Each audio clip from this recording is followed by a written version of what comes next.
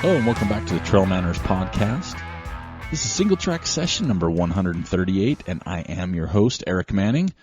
It is Thursday, June the 6th, and this year seems to be cruising right on by. So this is launching a little bit later than normal on Thursday, which is when our expected time. Apparently when you have some computer glitches and you're not a technical wizard, you can lose things. And apparently this is what happened to me. So this is recording number 2 of the Singletrack Session, and we're going to just go for it. So let's start off with the beer of the week. This one has very well cracked my top 5. It is from Mother Earth Brewing Company. Yes, they've been on here before. It is the Big Mother. It's a triple IPA. It's their anniversary ale. It is tasting notes here: rose blossom, wild blueberry, and tropical pineapple. It is 10.5%, and it is gorgeous. The can's cool. It's kind of Rastafari type look. It's cracked my top 5. It is so tasty that I am just going to enjoy this throughout the show. In fact, this is actually my second one because I did one on the first recording of the Singletrack Session. Obviously, I've had them too quickly. So I had one earlier when I did the initial Singletrack Session, and, got to just be drinking a beer while I'm doing my Singletrack Session. So if you get an opportunity, it's an anniversary ale, so it's limited release. If you can get your hands on this, get a couple, because if you have one, you're going to be disappointed that you didn't get more. To me, it's like a slice of pizza. It's like pizza, right? Or a potato chip. You can't have one, right? Or a donut, for that matter. Like one of the raspberry-filled powdered sugar kind. That's my go-to favorite donut of all time. You can't just have one. You got to have more than one. So check them out. Again, it's from Mother Earth Brewing Company. It's the Big Mother, the triple IPA. It's the anniversary ale. And, folks, you are going to like it. It's 10.5, but it's not strong tasting like that alcohol. Sometimes you get those especially those triples or something higher content that has just that taste, right? It's like, is this a beer? This one is, and it is so good. So give it a try if you haven't given it a try. If you have, you know what I'm talking about.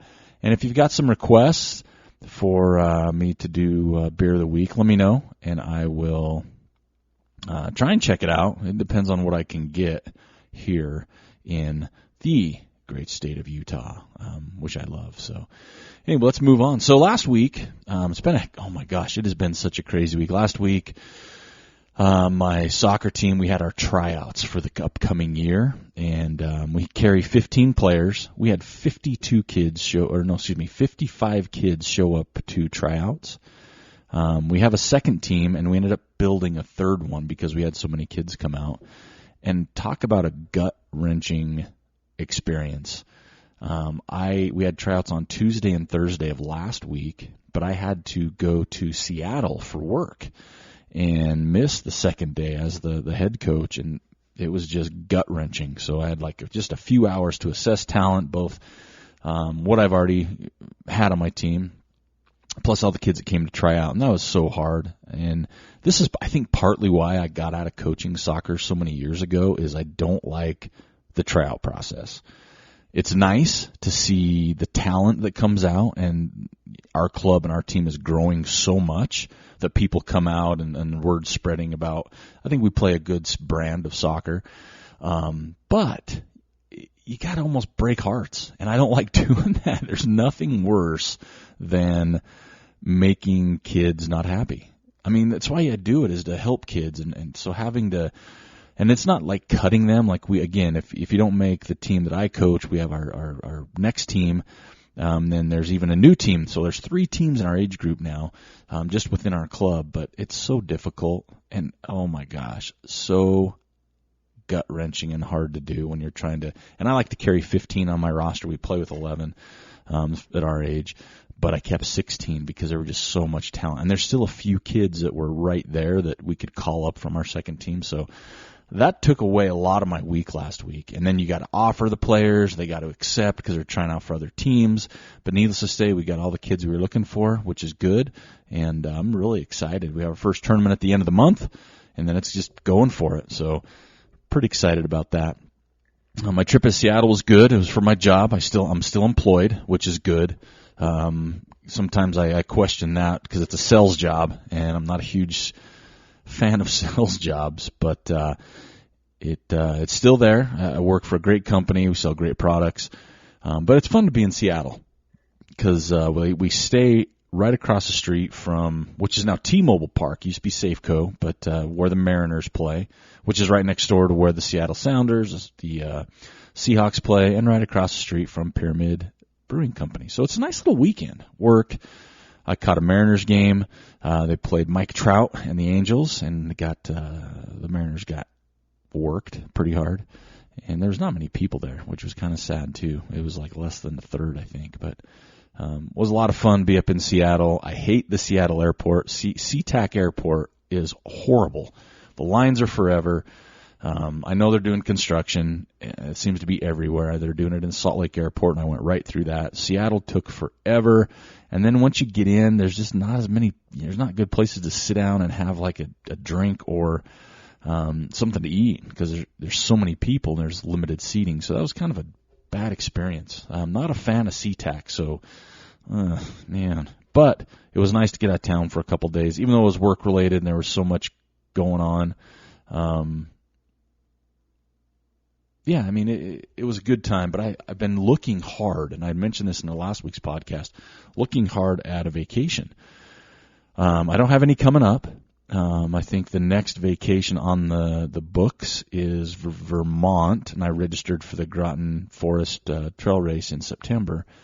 That's the only vacation right now. I promised my daughters I'd take them to Disneyland in December for Christmas, but it's like I almost need to get away. So there's two parts to this. One, I need help because here's the deal. I don't have anybody to travel with, right? So I'm kind of in that mode, single mode. I'm looking to go somewhere, maybe on an airplane, go somewhere cool to relax, get away. So I've never traveled like that by myself. I've done camping by myself, backpacking by myself, short stuff by myself, but not like a true vacation. I had some great comments from people about going to Iceland, which is somewhere I want to go. I want to go to Ireland. I want to go to Wales, Hawaii, just different places. But I'm like, okay, I can't go to Hawaii without my daughter. That would get in trouble, so I can't do that. So I'm looking. I got to get away. I just need to kind of do that thing where I take care of myself. But I appreciate everybody getting back to me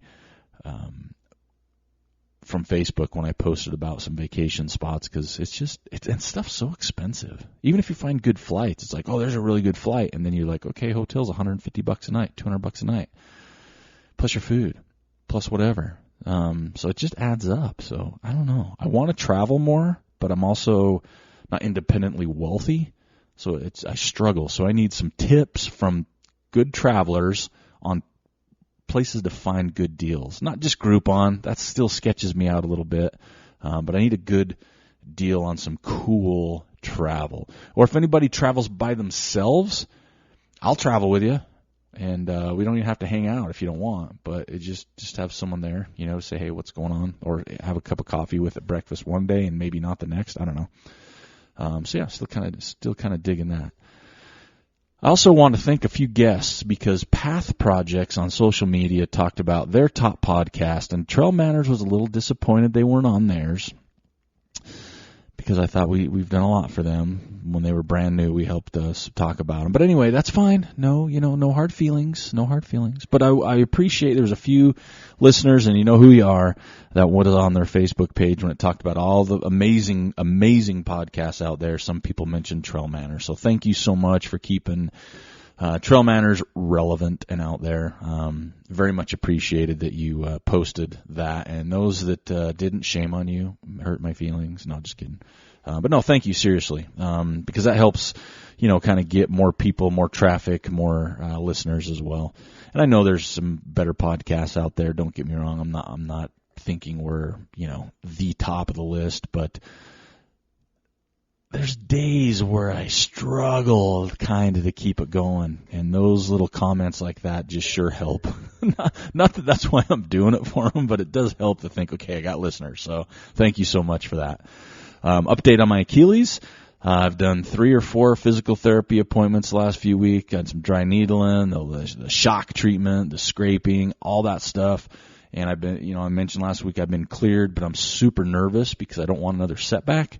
But I'm really happy. Been working out at home, strengthening it, eccentric strength, but it's the Achilles. And with all those Achilles injuries I'm seeing out there, it just gives me the heebie-jeebies. But I'm excited to kind of get back going again. And what I've decided is I'm not going to put any more added pressure on myself for the year about running and about doing different things. I'm going to do as it comes naturally and slowly get back into it because I don't want to get hurt again. I'm getting old. Apparently, my body's getting fragile. But it is getting better. And Bridge Physical Therapy here, they've been taking great care of me. Tim has been poking me with needles in my calf, which I'm terrified of needles, so getting dry needling is a huge step for me. But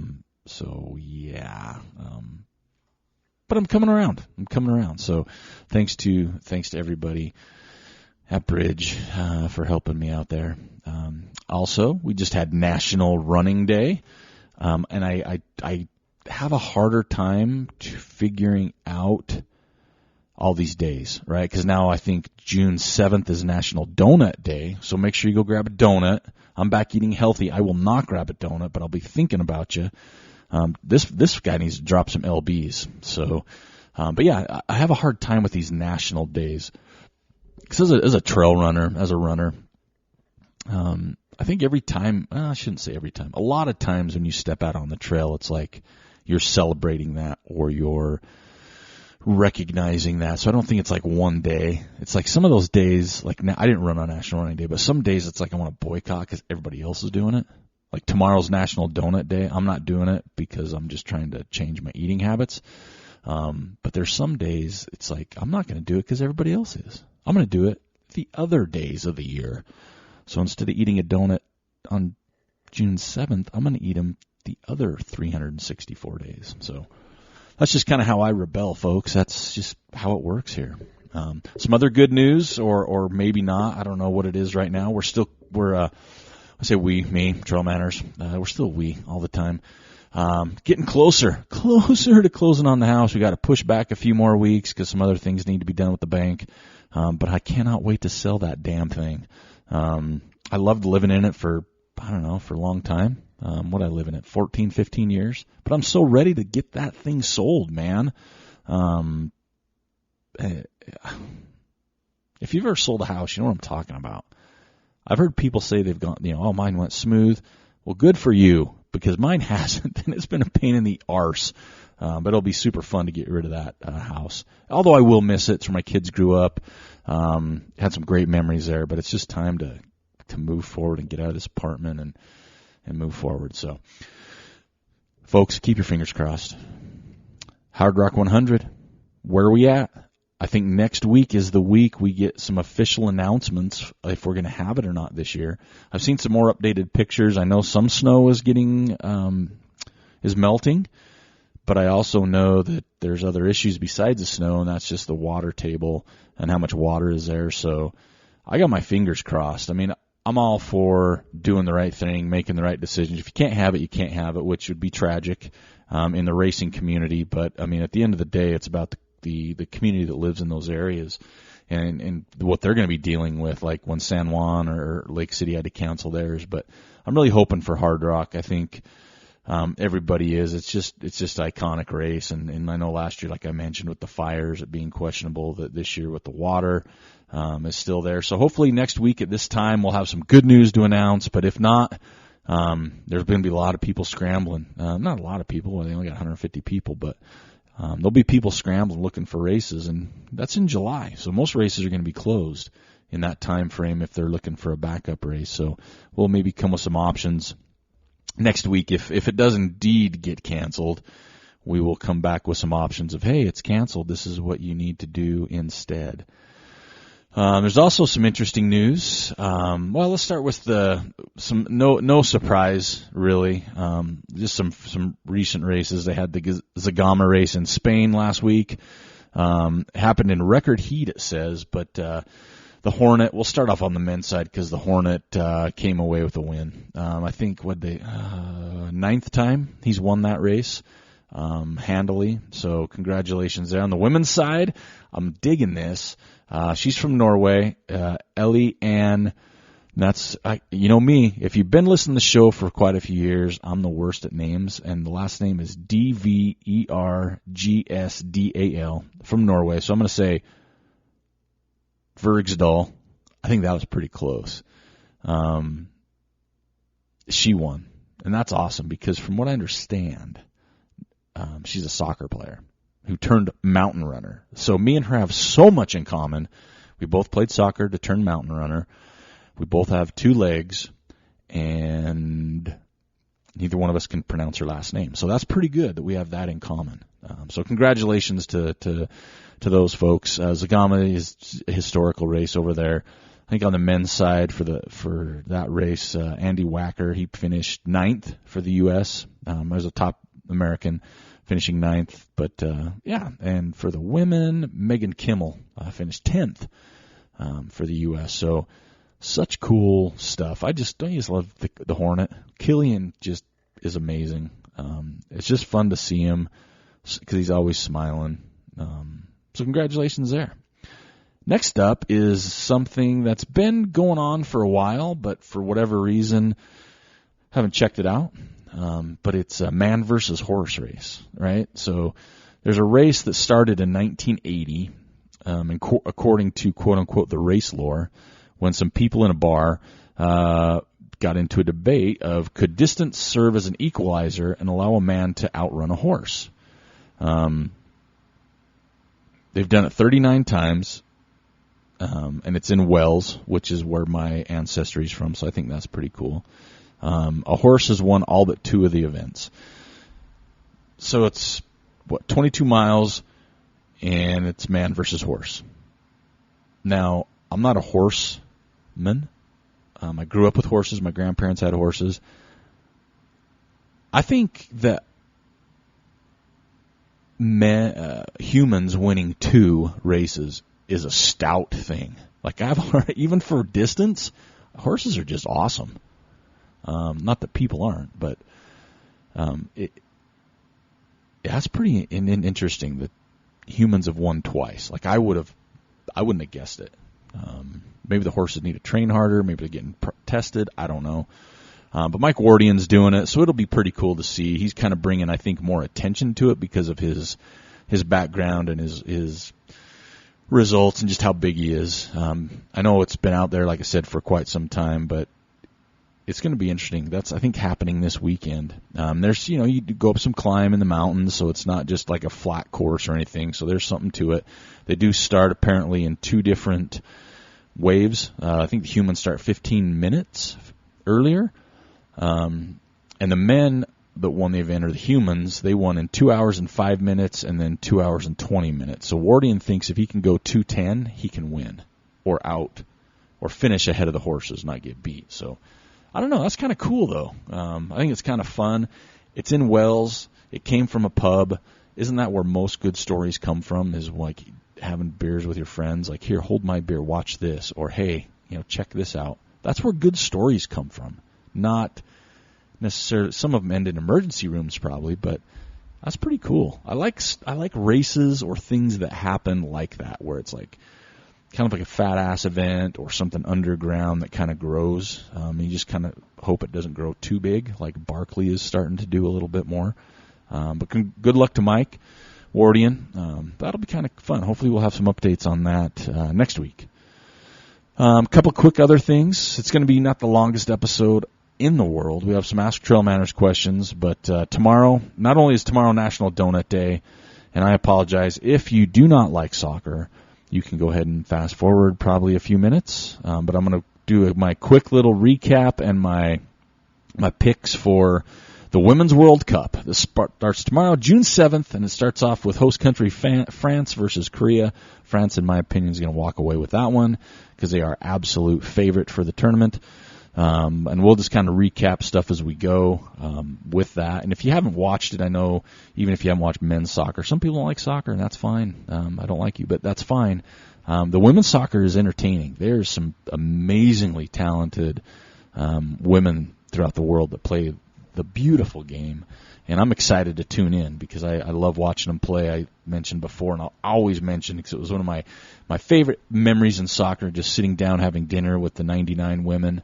If everybody remembers them, Mia Hamm's, Julie Foudy's, and Brandy Chastain's, had dinner with them, pictures with them, autograph sessions, hanging out with them, and just such a neat event. But I'm going to pick my favorites. So my favorites for the Women's World Cup. Here we go. It's not going to be like that varied. Defending champs U.S., they're my top tier, right? I think when you break down tournaments, you got tiers 1, 2, really not much. 1, 2, and then some dark horses. So my top tier for the women's team that you need to be careful. I think I mentioned this before. You got defending champs, U.S. women. France looks incredibly strong, and if you watch them play, to me, they're one of the few teams that play very beautiful possession-based, like almost mirrors the men's team closely. So you got France, Germany. Germany's always a favorite. Depends on how they're clicking. I'm going to throw England in there. So that's my top tier. Is going to be U.S., France, Germany, and England. That's going to be my top tier. My second tier is super strong too. You're going to have Australia, which I think is kind of, even though I think they're a favorite in their bracket, I think they're an underdog. They have some very awesome players. I think Japan falls into that, and I'm going to say Holland and Sweden. So that's my second tier, Holland and Sweden. I'm not going to go a third tier, but other game. I mean, Brazil, they're super young, like I mentioned before, so watch out. Canada, I think, has opportunities to do some things. Spain looked pretty good, but there's not, to me, like dark horses like on the men's side. You have some of the South African teams that come out, or the African teams that come out and play really well. But yeah, it's going to be entertaining. So we'll kind of recap that. The U.S., like I said, they're in their group. They have Thailand, Sweden, and Chile. I think they're going to score a lot of goals against Thailand. I'm going 6-0 for that one. But that should be pretty fun. I'm excited to watch it. We're going to kind of recap it as we go. So if you like it, let me know your picks. Post on Facebook on this post. Let me know what your picks. Let me know what you think. But I'm looking forward to it. It's going to be a lot of fun. What else we got? So we have, let's go straight to Strava. We had a pretty nice week on Strava. Our Strava group has grown to 582 members. Last week's distance goes to Trudy Schoening, 116.7 miles. Run time, 28 hours, 59 minutes. And climbing goes to Aaron Hill, 24,601 feet.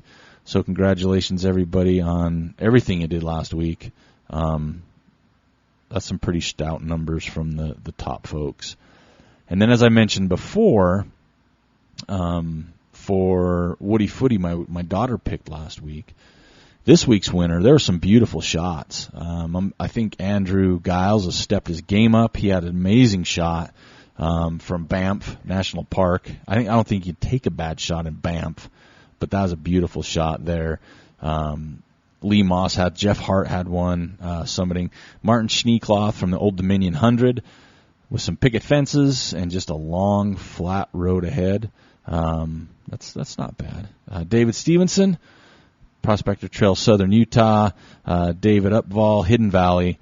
Tim Bugnett, Icebox. A lot from Utah. So a lot of listeners from Utah, and I appreciate that. But let's get some more. Let's get some more on there. Every Sunday on Facebook, post where your feet take you. If you win, you are going to be the picture for the Singletrack Session launch. Christopher Fell, another one from Madeira Island, was super nice. I liked Alex Terrell from Flying Dog, Park City, Utah. But this week's winner goes to, let me find it again. I've already got it saved. It's going to, because like I said, sometimes I look at these. Eric Thomas was a good one, finishing Scout Mountain 21 miler after not getting to train, and that's insane. Huge tip of the hat to Eric, because I've run that race, And training that with that race is hard. Not training with it, that hurts. But yeah, so as I was saying, the winner goes to one that I looked at, and I'm like, oh, I'd love to be there right now because I'm talking about travel. This goes to Rick Holbrook from Lake Michigan in Sheboygan, Wisconsin. And I've always wanted to go to Wisconsin for cheese, obviously, but just Wisconsin seems like the cool place to be for me. I like everything about it. So congratulations, Rick Holbrook from Lake Michigan, Sheboygan. I like saying that. Sheboygan, Wisconsin is a winner for this week. And our WDYFTY Awards this year are brought to you and sponsored by Mr. Turtle Miller, Caldwell Banker in St. George. If you're not, check him out on Facebook. He always has some fun. He'd be a fun realtor. If you're going to buy a house, he'd be a fun one to buy from, I think, because he's hilarious. So check it out. Check out his Facebook page, too, when he's doing walkthroughs, because those are pretty fun. I also had some people hit me up this past week about Hemp Daddies, and yes, I still use Hemp Daddies. I think it's still making a huge difference in my life. It's helping with the Achilles. I sleep much better. So, yes, I am still using it, everybody that's asking. And if you want to and give it a try, use code ARIC10, ARIC10 at hempdaddies.com. You can get a little discount there, which isn't bad. But, yes, I am still using it. Yes, I still believe in it. And, yes, I'll be ordering more in the future. So how about some Ask TrailManners questions here for Ask TrailManners? Let's start off. First one that came through.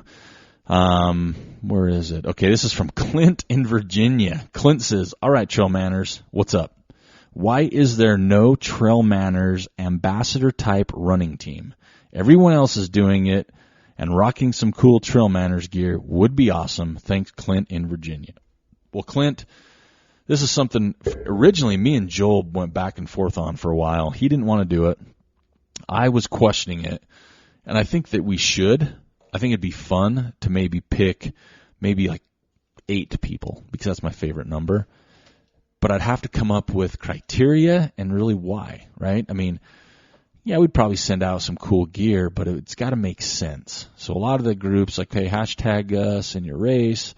I think sometimes it's hard when people make you wear their race tops if you don't like them or anything else. So I've got to come up with a plan, because I would like to do that. I think that'd be kind of fun. And I wouldn't call it an ambassador program. We'd come up with a cool name, and we've talked about that for years too. Whether it's, I don't know, something has to do with trail running that's not taken, but kind of fun, and be more of a fun thing, right? And I don't know. We'll think about that more, Clint. We'll throw it on the pile of everything else that I'm trying to figure out as we go here, because I know at the end of the day, a lot of the TrailManners listeners are paying the price by not having good podcasts on Tuesdays. So we're gonna work on that some more, but we'll get back to you. All right, the next one, here we go. It is Ask TrailManners from the Green Mountain State. I am towing the start line at a 25K mountain race this weekend. I'm going to slaughter the name. It's a mountain race, but the first word is Chocora. Chocora. So that's what we're calling it. I'm going to call it the Chocora Mountain Race. They said, I've run mostly alone or with a few friends. I have done a handful of races, and I think the biggest start line was 115 people in Wyoming. That was El Vaquero. This weekend, there'll be 230 people running. I'm excited and cringing at the same time. It's 6-mile approach and then straight up, sometimes with all 4 points of contact. What are your suggestions for running with this many people? ? Where should I place myself in the starting line? ? Middle to back of the pack runner here. What about proper passing etiquette on the ups and downs? I know it will all shake out, but I know I will easily get distracted and might not get my groove on as soon as I'd like to. Still a newbie to running with the masses, Amy. Amy, all these are fantastic questions, because I don't like starting with a lot of people. I think the bigger the start line, the more intimidated or nervous I get. And I have learned my lesson a few times. I learned my lesson. My first time I really hard learned my lesson was Squaw Peak 50-miler here in Utah. It's a race that had quite a few people. I don't know the numbers. It may not be that high. But you start off and you go like 4 miles or so on a bike path And I'm a middle of the pack to the back of the pack runner. I'm gonna say middle of the pack. I'm gonna give myself some kudos here. I'm a middle of the pack runner, so I want to stay out of everybody's way. And I remember the first year I ran this race, my first 50. I was more of a back of the pack runner this time for sure. I thought I'm gonna start at the back, right? Because I'm like, I don't want people to pass me. I don't want them to worry about me. I don't want to worry about others. I'll start at the back. Well, the mistake I made is I didn't know the course well enough, so I ran 4 miles down this path, and I was really reeling myself in because it's the start of the race. It was flat as can be. You're talking. I was going too fast probably, so I kept reeling myself in. But then you take like a hard left, and it's straight up. So that's the mistake I made, because then I was at the end of the conga line. And it was like there was nowhere to pass most of the time. It was like super single track straight up, so it was a huge mistake. So what I thought to myself is, you know what, next time I run this, I'm going to start out faster and let people pass me, because it's almost impossible to pass in that race on some of those races. So I thought, okay, I'm going to make people pass me. And my rule of thumb, too, I'm going to go, right? I'm going to be on the trail. I'm going to go. If someone wants to pass me, they can pass me, unless it's like there's nowhere to pass. And then how I judge stepping off to let people pass is if there's a gap between me and the person in front of me. If I'm like right on the heels of somebody else, we're in a conga line, I don't get off and let people pass, because it's like, where are you going to go? But if I'm like the lead of a pack and I know there's people breathing down my neck, I might step off to the side. Because at the end of the day, I know, okay, well, I'm not going to win or lose a race here based on my time at a 50 miler, so I can let them go to the side. But I think for me, as a middle of the packer, I don't line up front, obviously, but I think I line up, kind of in the middle still. And depending on the race, so if yours is 6 mile approach, I think that is going to space you out to kind of put you more in your group, right? And I think when we run races, we always find these packs of people or these groups of people we end up seeing quite a bit, because that's kind of our pace. So if you got a 6 mile approach to it, I think that'll give you plenty time to thin out. Even with that many people, it's going to thin out a little bit, and you're going to find your area. But don't sell yourself short. So make sure you still get going and get up. Let people pass you. That's what it is, right? Don't worry about that, because it's harder to pass people on a hill. If that's, depending on the course, if it's super tight or whatever, it's harder to pass. I'd rather people pass me, and I'm pretty good trail etiquette, trail manners. I let people pass when I need to. So place yourself kind of in the middle. I think if you have that 6 miles, I don't know the course if it's flat or whatever, but you'll find your groove, and let people shoot out around you if they need to, right? The last thing you want to do is have to keep shooting out around tons of people. So I think that'll play itself out. Second question is, first one really is, for running with this many people, what are your suggestions? I don't like crowds, but I kind of look at it the same way. I just line up and I just go for myself. And I think, again, it may seem like a lot of people, but it will spread out. It's a 25K, so what's that, 16, 17 miles. It's going to spread out in that first 6 miles, so you're not going to see 250 people. You're going to be caught up. I think the biggest thing is don't get caught up in the excitement and go out too fast, because I think that happens when there's so many people. There's so much more electricity. I think when you've got a fewer amount of people, the electricity itself might not be as strong. But when there's a lot of people, it's just like this buzz going around, and you get amped and you get hyped and you want a gun. So I think just know your own pace and go that pace, and don't get caught up with everybody else. But as far as running with that many people, it's only going to be and I don't know the course, how it starts out super tight or what, but you'll have a few miles of being around people, but I think after that it'll thin out a little bit more. And being that short of a race, at 25K, you're going to have a lot of fast people go out quick. You're going to have your front runners, 15 people or so. Then you're going to have that next group of the chasers, and I think that might be pretty big. But you're also, I think, a lot more races are getting that back of the pack mentality, where people just show up with their hiking poles and their bags, and they just, kind of push through it. So don't sell yourself short and line up too far in the back. Let people pass you. And then as far as proper passing etiquette on the ups and downs, I think on the ups, if there's room, people can just walk around you. They'll stay on your left or however they do it. But again, if it's super tight and there's you're right behind a couple people, don't worry about letting people pass you. But if you're the lead and there's a gap between you and the next person, that's when you may want to step off if people need to pass. And I always ask people for right behind me, like, hey, do you want to pass? Just let me know. Most of the time, like, nope, you got a good pace. They don't want to. Or they'll say, yeah, the next chance. So I think that on the downs, I think that's a little more, you got to make sure if you're passing somebody, you give them a good heads up. Hey, I'm passing on the left. I usually wait till there's a good space on one side or the other and let them know that I'm going around. And most people are still pretty good. I think the trail community is still pretty good at that, but I know there's horror stories out there. But I think just being vocal, I think a lot of the times too, when you're in that middle of the pack range, I think people get it more. I really do. So I think you're going to be fine. You're going to do awesome either way. I've seen your training.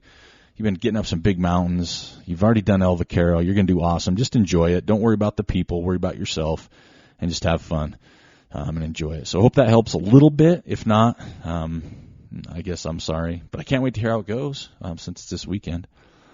Last Ask TrailManners question comes from Georgia. This is Eve. Oh, and I forgot to study on this one, Eve. But here we go. I heard a past episode, and you asked your guest who their Mount Rushmore of ultra runners are. What are yours? Come on, you're on the hot seat now. Eve from Georgia. So Eve from Georgia, when I got this, I was going to do some research, right, in my head, but I didn't. But I already know two. I think there's two people that are on my Mount Rushmore of ultra runners. My first Mount Rushmore of ultra runner has to go to Scott Jaime. He is probably one of my longest friends. He's the one that got me into trail and ultra running. He actually has an incredible resume for running and as a full-time working parent, not a sponsored athlete, even though he's sponsored. It wasn't like he had to quit his job. He's in sales. But just a great guy. He absolutely is up there. I think he's done a lot for the sport. He's kind of the quiet, he was kind of in that. He still runs, right? He still does amazing stuff, and we'll get more on that because there's some other stuff coming up. But he was in it when it was hot. I know it's hot now, but it's like when we had like that core. We've had different generations come through from the first, second. I'd call him like third generational type. He's on there. Second is going to be Chrissy Mel. I think she is probably one of my all-time favorite ultra runners. Just such an amazing person, and again, feel absolutely privileged and fortunate that I got to know her, that I call her a friend. She's on there. Boy, I think after that it's hard for me because is it someone like a, I don't know, do you throw it into someone like an Ann Trayson's or Jurix or Carl Meltzer's that are kind of those iconic ones that have done so much for so long? I think, or people I know even. I'm going to some influencers. How's this? I got Scott Jaime and Chrissy, so that gives me two more, and I'm going to change this as soon as I get done recording, and I'm going to kick myself because I haven't thought about it because there's so many names racing through my head. I kind of want to go Rock Horton and... Oh, my gosh. I kind of want to go Ian Torrance as my next one. And what's interesting is all four of them aren't huge social media people, right? They're not like some people. I'm not going to name any names because that's silly. But they're not just huge social media people. I think Rock is just, man, he's Mr. Ultra running community, right? I don't know, though, because then you got, like, others. But I'm gonna stick with it for now. I might change it, but I got Scott Jaime, Chrissy Mel, Rock Horton, and Ian Torrance. Those four are people that I've admired for as long as I've been in the game, and they've all been in it a long time, some of them longer than others. Rock and Ian. Ian's done stuff before I even knew running existed, not just ultra running. But, yeah, I think that's a tough one, and I'm glad I'm not a guest on my show. Because I could name more. I mean, I think some of the easy ones would be like a Killian, a Carl, a Jurek. You probably get into, obviously Ann Trayson. Nikki Kimball, I know people have put on there. There's just so many. I think Mount Rushmore for running should be larger than 4. And for that defense, too, when you're talking Mount Rushmore for presidents, I don't remember what year Mount Rushmore came to be, but there wasn't a whole lot of presidents to choose from, right? It wasn't like there were hundreds, like, running.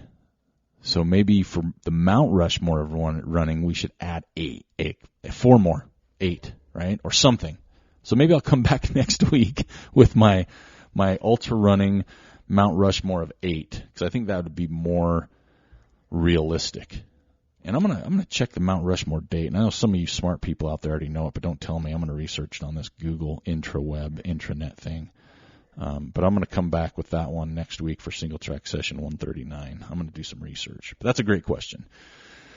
I think that's kind of it for this week. I know it's kind of a slow show. There's so many races going on. Western States is right around the corner. There's so many races now, I think, this week. What do we have? We have some races coming up. I think there's some the Trail World Championships in Portugal are kicking off. The Comrades Marathon as well is kicking off, and there's some big names in that. Camille Herron's back again. Sage Canaday is running that, and that's just kind of an interesting race I will never in my wildest dreams imagine, since I do not like sand. And then this past week there was a lot. There was the Old Dominion 100. There's quite a few. And what was the other? There was another bigger. Oh, the Madeira Sky Race in Portugal was this past weekend, so that was another big one. So there's a lot of races going on. I'm not doing any of them, thank goodness, right now. But we have Father's Day coming up. We got a big month ahead with the Women's World Cup. And again, Western States is right around the corner. They just had their one of their training runs out there, and that's going to be a big one. But that's it for this week, folks. Sorry for the late post, but it's still on. We're still doing our thing. We're still working on getting things dialed in, and that's just all has to do with me. I think that's it. So thanks for listening to the podcast. I'm the host, Aric Manning. This is Singletrack Session 138 of the TrailManners podcast. Send your Ask TrailManners questions in every week. Don't forget about social media on Facebook every Sunday for Where Did Your Feet Take You? Again, Aric Manning, TrailManners podcast, June 6th, 2019, and I am out.